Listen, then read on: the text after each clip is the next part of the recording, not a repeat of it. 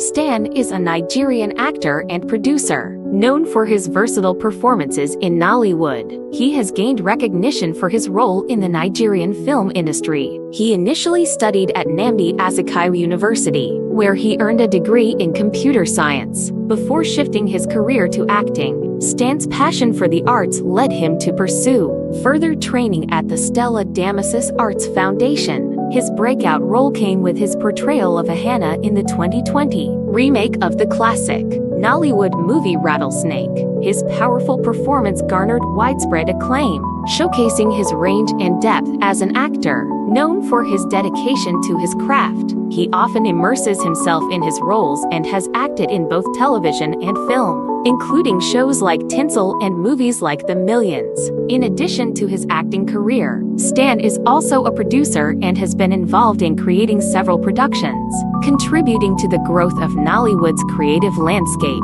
He has won awards and nominations for his work, reflecting his influence in the industry. His marriage to actress Blessing Jessica Obasi also caught media attention, with the couple celebrated as a prominent duo in Nigerian entertainment. Good afternoon. Yeah. Well, good afternoon, everybody. My name is Stan Nze, aka Mazinze, aka Chie Bilibili, aka Obako 181 of Ebenine, and it's a big pleasure to be here and to be with you today. Yeah. So I'll dive right into it. And what is going to happen is I'll use one half of my session to just, do a background, and then we can now do it. The next 15 minutes can be questions and answers, because I feel like rather than just talking to you about my experience about and things I know, you might have like the questions that you have burning in your heart and you want us to talk about, or you need clarification on that, and so that it can be sort of tailor-made. Yeah. So dominating the media space as a Christian creative. Dominating the media space as a Christian creative. So right into it, what does it mean to be, Christian and creative?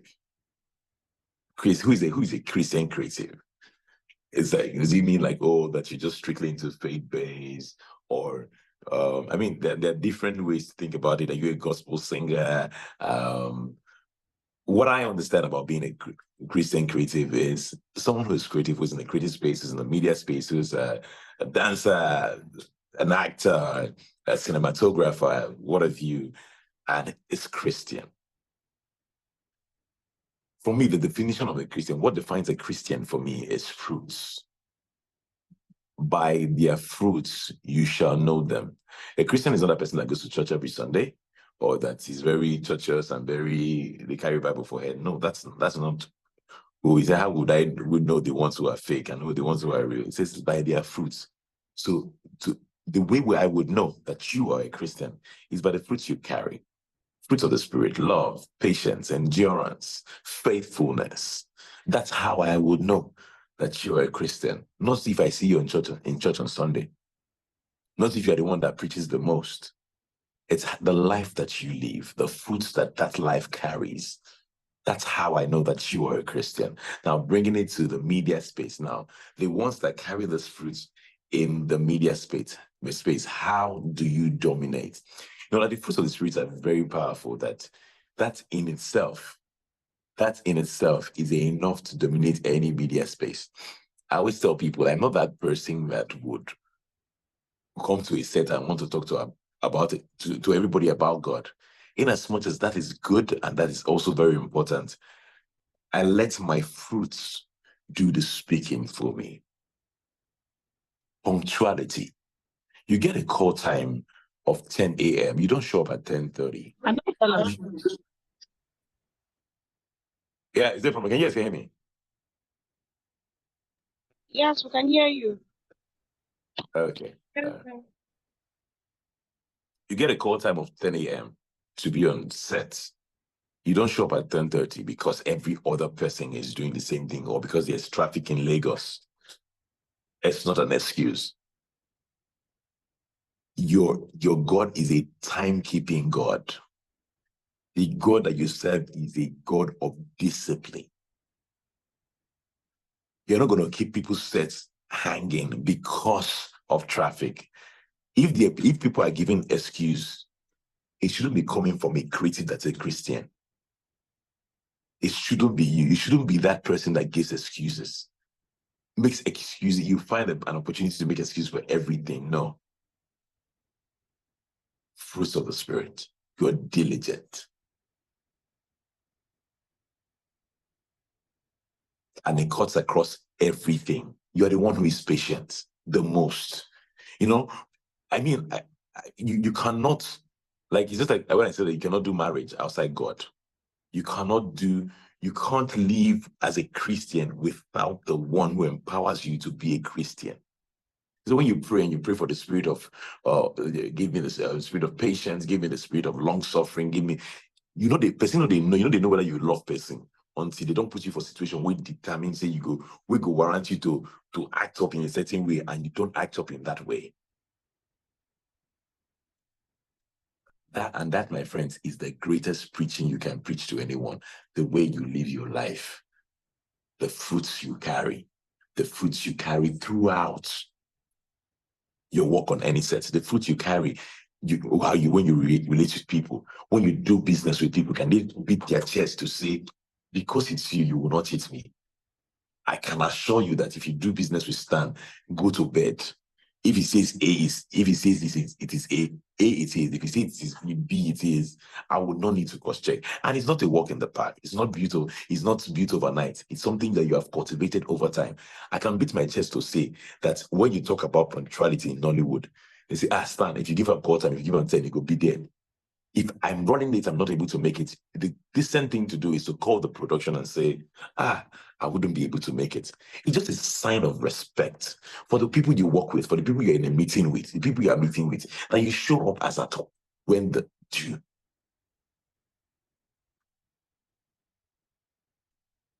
Yeah, fruits of the Spirit.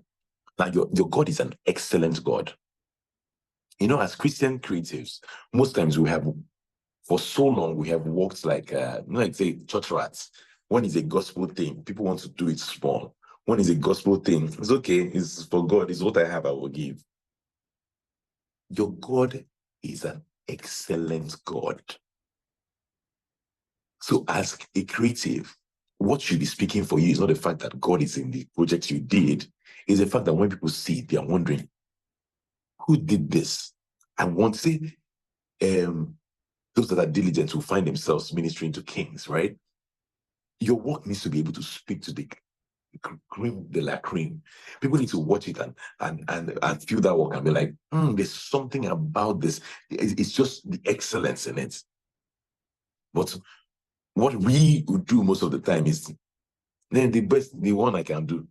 Anyhow, anything go, God will accept it. It's okay. No, mediocrity is not accepted as a Christian creative.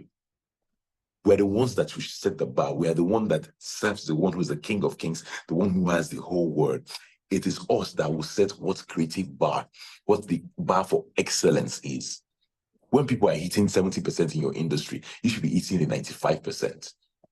But what it is, and what it usually is that they are hitting 70%, we are still at 30.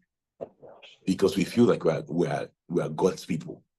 It's fine. Grace will be sufficient. His grace will cover. No. Excellent work. Whenever you put out anything in the media space, be it music, be it a film, be it a skit, be it a video, you should be going for excellence, the best. The best.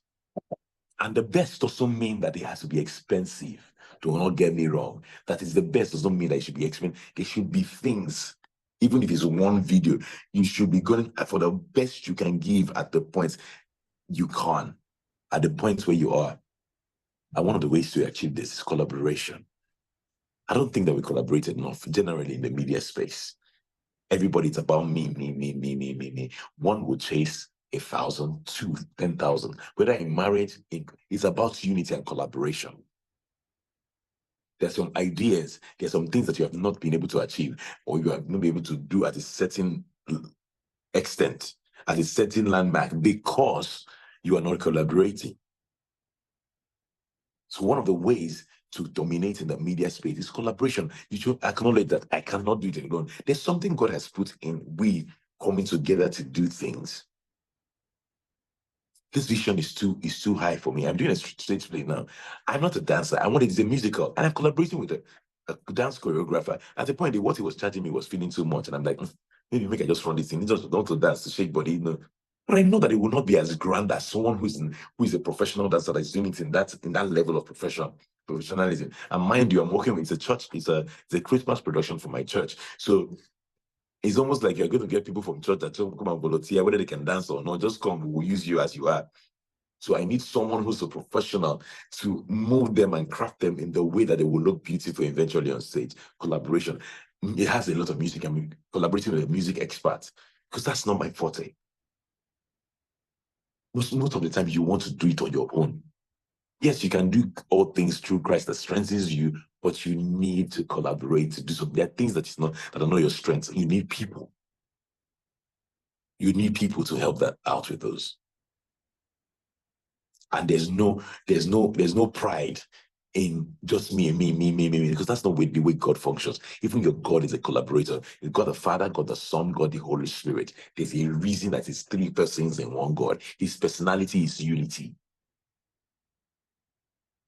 So if you have been doing things in isolation in the past, this is the time to collaborate. Whatever it is, you would find a way where you can bring people in. My people will say, Anyokoma million or what does he mean? If for people that are not Igbos, I will translate. If we gather peace, when we gather and urinate, it forms the more. It forms the more. So we should be, anything you're doing, you should be thinking of how to bring people in. And when you're bringing people in, you're also looking out for people who have excellence. The excellence mentality. And everything is not about money. You should be willing to part with back ends. The reason you are not able to collaborate sometimes is that we want it all. We want to make all the money. We want to, let it be me that will make all the profit. It's okay to let go of back end. Would you rather do work that is at 10% and nobody is seeing it? Or would you collaborate with people and then you make no money from it, or you make very little money? Or you're collaborating with people and you can hit a 70% and you can reach 100 people. What would you rather be? The me mentality is not of God. The me, myself, and I is a satanic mentality, the demonic mentality, because that's what Lucifer, he wanted it for himself. Which is why he's where he is right now. He wanted the glory. And the Bible says when you're walking, walk like you're walking unto God. So collaboration. Your God is a creative God. Your God is a creative God. He's the one who has created the whole earth, the whole universe. When there are 10 people in the room and you're the only creative in that room, you are the one that should be the most creative. You are the one that should be the most creative. Now, how are you going to stand that out as the most creative person in that room? You need to always depend on God as your source. You can't create outside the creator. The ideas that don't come to you by chance, it is God that puts them in. And how do you get those ideas? By spending time with God. You need to depend on God to create. You need to collaborate with God. As you're collaborating with men, you need to collaborate with God. Why are you a Christian creative? Why are we here? What are we here to do? What is that thing that God has sent me to? If God is not going to be in the situation, what am I doing with it? If God is not in the idea, what business do I have with it? What is God's grand plan? What is his grand agenda? That you're a Christian creative means that your first assignment is service to God. Service to God, and then humanity. So what was God? And God is a God of the people. He said, that which you did not do to the least of your brothers, you did not do unto me. So as you're thinking about it, you're thinking about it holistically. How do I serve the people to turn them back to God, to show them the light, to show them what God stands for, to show them value, to show them excellence. That's how you should think about it. God, what's your idea? What do you want? What would you rather I talk about right now? What songs do you want me to use to edify the body? And now it's not always about songs that would praise God or that would be gospel songs, but they have to be able to glorify God. What is this movie for? How would it edify the body of Christ? How would it encourage people? How would it entertain? Are you that filmmaker that when you make a movie, you leave people more depressed than they watched it? Is your song going to push people to depression than to encourage them, to teach them to start a business, to teach them, to motivate them? So when you're thinking of putting out a piece, what am I doing this for? God, what's your idea of this? Because everything you're going to ever create, that you're going to write down, you're going to put down, has been before time memorial. God has already created them in space, has created them before the world began. Because He's the God at the beginning, He's the God at the end, He's the God who is the beginning and the end, and He's everything in between, including that your idea, including that thing that you think you're the one that created it or you're the one that knows about it. It is God's. So whenever you want to create, whenever an idea is coming, the first thing you should even do is to talk to God. Are you backing this idea? Is this your idea? What would you rather I do with it? How do you want me to go with it? What will be the beginning? What will be the ending? What will be the middle? How will I sing it? How will I see it? What would I do with it?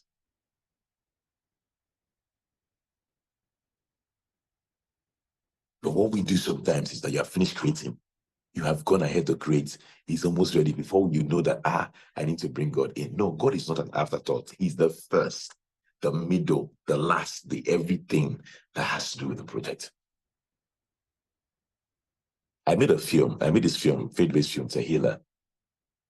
And when the idea came, some of those ideas that you're wondering, is God in this? So it's about surrogacy. It's about God blessing a family with a child. But He first did it with the lead character's late sister accepting to carry her child for her. And I know that when we're thinking about it and when we're thinking and buzzing on the ideas, I'm like, God, are you in this idea?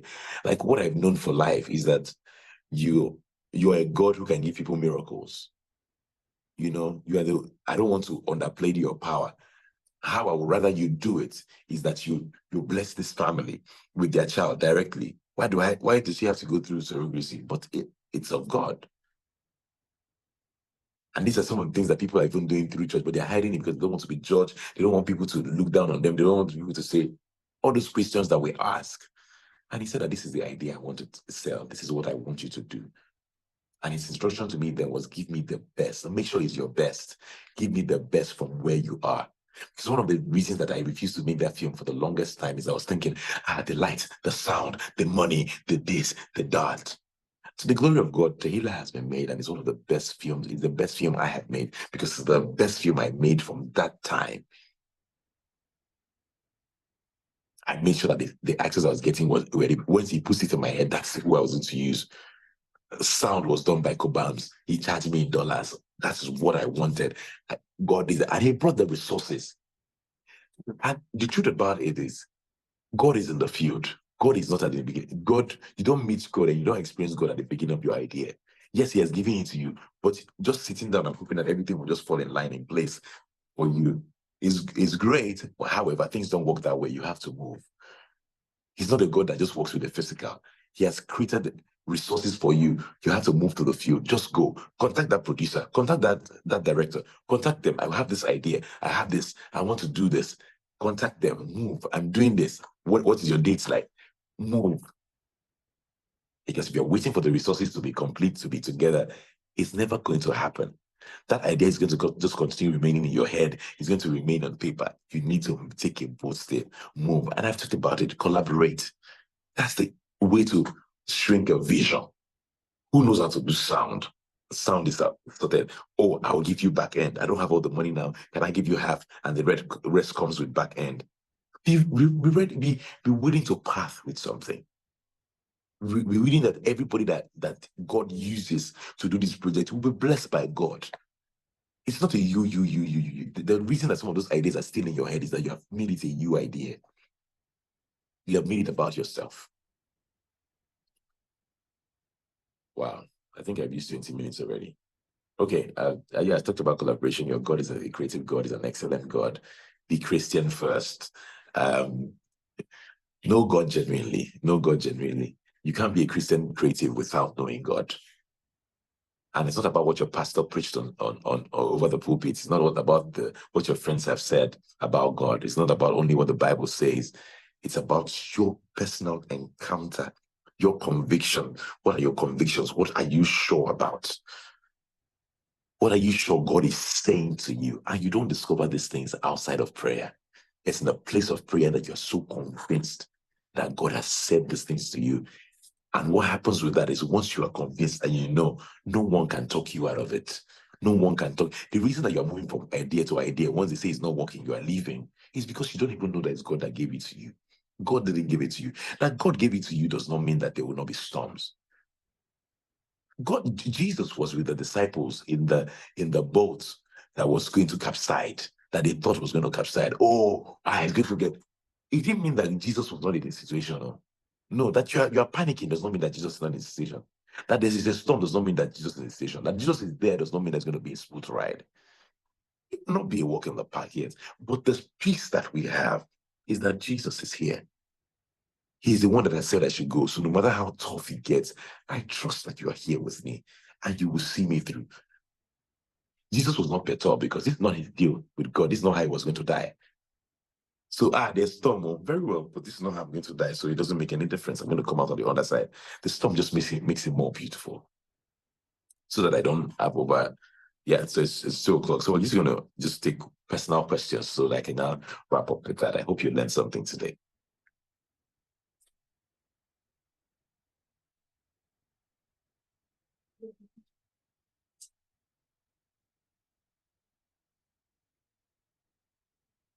Okay. Is anyone speaking? Can I hear you guys? If you have any questions for Mazi, this is the time.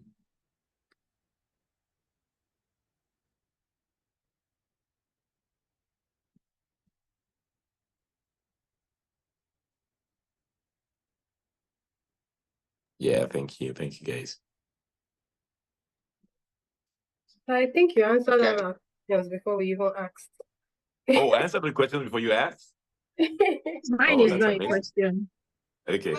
Mine is not a question, but just to thank you, sir. I'm one of your fans. I really want to thank you for, reiterating the fact that as Christians, discipline is the watchword. Because from what you said, that was one thing that stood out for me.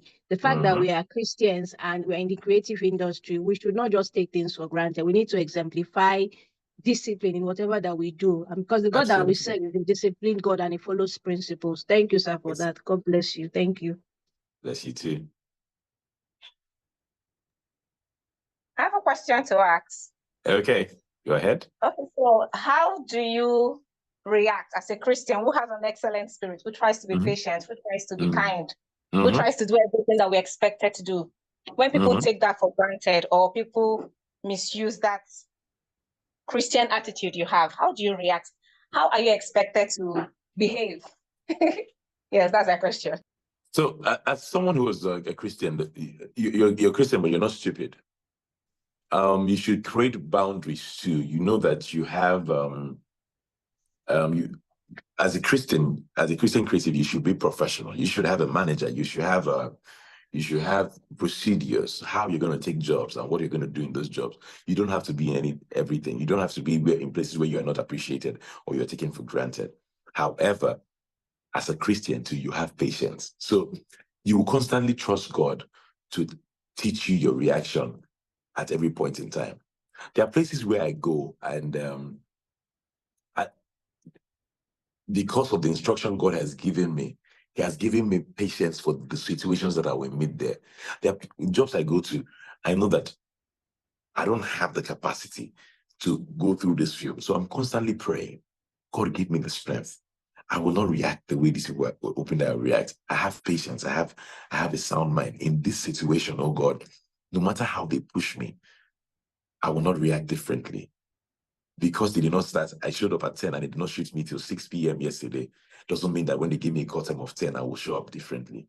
But however, I have wisdom to say, okay, PM, you know that it's not fair that you come and keep me here all day without shooting anything. Here's how we're going to do it. Whenever you're ready for me, please, can you give me a call?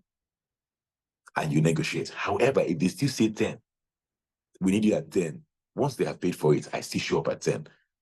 It can be very annoying. It can be very disturbing, but it is what it is. You are paid for the time. I still show up.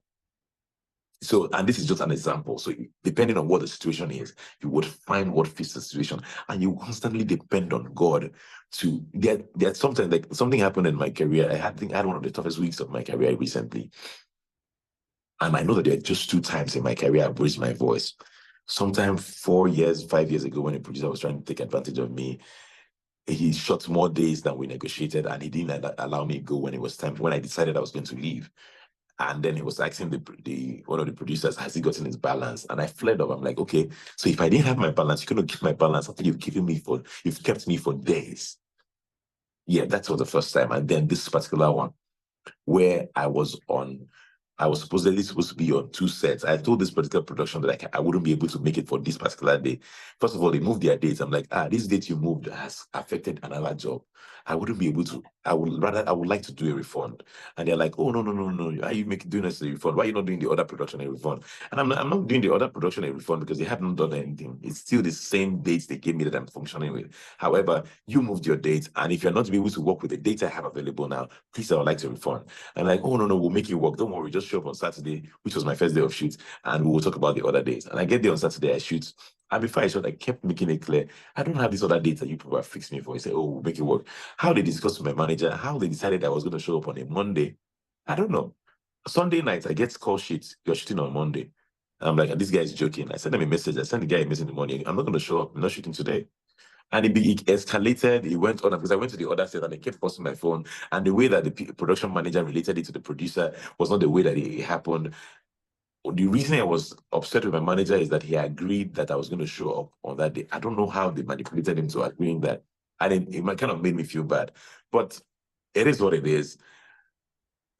Long story short, I got to do the 2 jobs, and but I made my point known in the best form possible.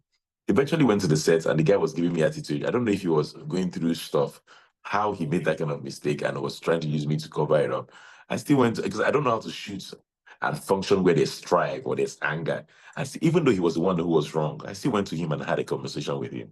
And I apologized. I just let it go. Till today, I don't know understand what happened in that situation, but I had to go to take control. So those fruit of the spirits now, that patience, that long suffering, and they think even when you are the one who is right, just so that they will peace on this set, it's fine. I'll let it go. As so every day we're carrying face for each other. How dare you make this kind of mistake?